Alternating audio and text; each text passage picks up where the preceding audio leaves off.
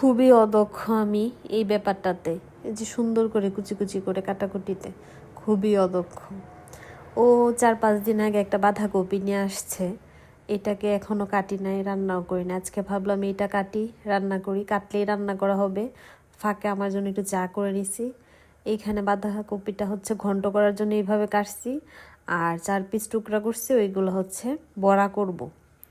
আর fridge থেকে হচ্ছে যে মাছ বের করে রাখছি, বাঁধাকপি ঘন্ট করব মাছের মাথা দিয়ে, আর এমনি মাছও রান্না করব। এটা হচ্ছে সিলভার মাছের মাথা দিয়ে আর কি বাঁধাকপি ঘন্ট করব। তো বাঁধাকপির বড়া কেউ কখনো খাইছেন কিনা এইভাবে কমেন্ট করে জানাবেন, এটা বেশ ভালো লাগে। আমি ব্যাটারটা বেশ ঘন করে তৈরি করছি, আপনারা দেখলেই বুঝতে পারতেছেন যে আমি কীরকম ঘন করছি।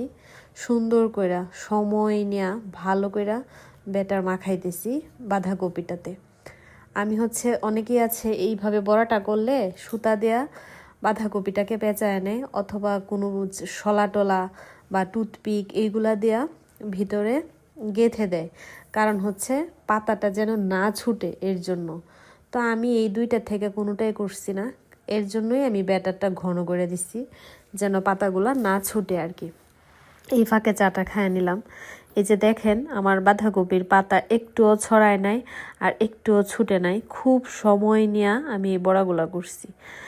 ডুবা তেলে করলে আরও ভালো হইতো, কিন্তু আমি যেহেতু তেলটা কম ব্যবহার করি এর জন্য আমি ডুবা তেলে কখনো কোনো বড়া ভাজি করি না আর কি। তো এইভাবে বাঁধাকপির বড়া অনেক ভালো লাগে ভাজা আর কি। যাই হোক, তো আমি হচ্ছে এইদিকে বাঁধাকপি ঘন্টর জন্য আলু আর বাঁধাকপি সিদ্ধ করে নিচ্ছি।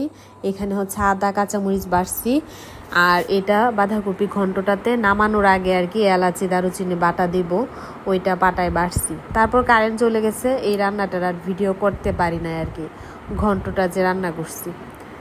তো এই তো বাঁধাকপির 2টা আইটেম কমপ্লিট। আর ওই যে মাছ ভাজছিলাম, যে ওই মাছ ভাজা দেওয়া হচ্ছে যে সবজি দেয়া এখন রান্না করব আর কি।